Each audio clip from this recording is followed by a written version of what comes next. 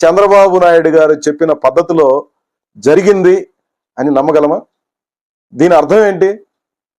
మీరు ఎవరి మీదో కోపాన్ని ఈ రకంగా బజారు పాలు చేయడం తప్ప టిటిడి ప్రతిష్టని, వెంకటేశ్వర స్వామి ప్రసాదానికి ఉన్నటువంటి నాణ్యమైనటువంటి లేదా ప్రసాదంపై మీద ఉన్నటువంటి పవిత్రతని మీరు అపవిత్రం చేయడం కాదా? ఇది ఏ రకంగా సమంజసమైంది? చంద్రబాబు నాయుడు గారు, మీరు ఆలోచించండి. ముఖ్యమంత్రి స్థాయిలో తప్పులు సరిదిద్దబడడానికి మీరు ఈ రాష్ట్రం మొత్తానికి హెడ్గా ఉండేది. తప్పులు ఎవడన్నా చేస్తుంటే కఠినంగా శిక్షించండి, లేదా వాళ్ళ మీద మీరు ఏమేమి ఛార్జెస్ ఫ్రేమ్ చేస్తున్నారు వాటి ఆధారంగా శిక్షించండి. అదిగే కరెక్ట్. కానీ ఈ రకమైనటువంటి మీ స్థాయిలో కొన్ని ఆరోపణలాగా మీరు ప్రకటించేసి దాన్ని వివాదాస్పదం చేయడం, దాని నుంచి లబ్ధి పొందాలన్నటువంటి ప్రయత్నం చేయడం అనేది ఏ రకంగానూ సమంజసమైనటువంటిది కాదు. భక్తుల మనోభావాలను దృష్టిలో పెట్టుకోండి.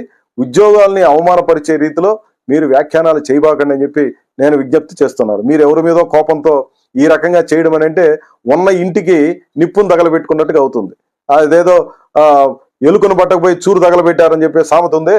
మీరు ఎవరినో పట్టుకోవాలని చెప్పే పేరుతో టీటీడీ ప్రతిష్టని బజారు పాలు చేయడం, లేదంటే భక్తుల మనోభావాలతో చెలగాటమాడడం అనేది సమంజసమైనటువంటిది కాదు. ఒక సుదీర్ఘకాలం ముఖ్యమంత్రిగా పనిచేసినటువంటి చంద్రబాబు నాయుడు గారు, లేదంటే చంద్రబాబు నాయుడు గారు ఈ జిల్లాలో పుట్టారు, చంద్రగిరిలో.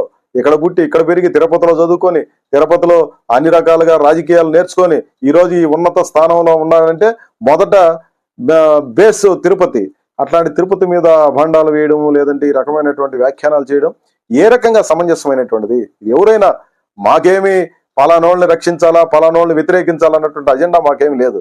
టీటీడీలో జరుగుతున్నటువంటి వాటి మీద అనవసరమైనటువంటి తప్పుడు వ్యాఖ్యానాలు, లేదంటే తప్పుడు ప్రచారాలు చేయడం వల్ల చిట్ట చివరికి ఎవరికి నష్టం జరుగుతుంది? అల్టిమేట్ గా మళ్ళీ టీటీడీకే నష్టం జరుగుతుంది. టీటీడీకి నష్టం జరగడం అంటే భక్తుల మనోభావాలను దెబ్బతీయడం, లేదా దాన్ని ఆధారంగా జీవిస్తున్నటువంటి ప్రజల యొక్క ఉపాధిని దెబ్బతీయడం తప్ప మరొకటి కాదనే విషయాన్ని తప్పనిసరిగా మీరు అర్థం చేసుకోవాలి. తిరుపతిలో పుట్టి పెరిగి ఇక్కడ రాజకీయాలు చేస్తున్నటువంటి మానాటి వాళ్ళందరూ దాదాపు 56 ఏళ్ళు ఇప్పుడు నాకు వయసు. ఇంతకాలం మేము అన్ని చూస్తున్నాం. టీటీడీలో ఇట్లాంటివి జరగడానికి అవకాశం లేదు. మేము దగ్గరగా చూస్తున్నాం. చంద్రబాబు నాయుడు గారికి తెలియదని అనుకోలేం. ఇది సరైనటువంటిది కాదు. మరొక్కసారి చంద్రబాబు నాయుడు గారు రివీల్ చేసుకోవాలి. ఇట్లాంటి ఆరోపణలు ఏ రకంగానూ సమంజసం కాదు. దాని మీద ఉపసంహరించుకొని ఇట్లాంటి వ్యాఖ్యానాలు భక్తుల మనోభావాలు లేదా ఉద్యోగులకి హర్ట్ చేసేటట్టుగా వ్యాఖ్యానాలు వద్దు అని చెప్పి నేను చంద్రబాబు నాయుడు గారికి సూచన చేయదలుచుకున్నాను. సెలవు.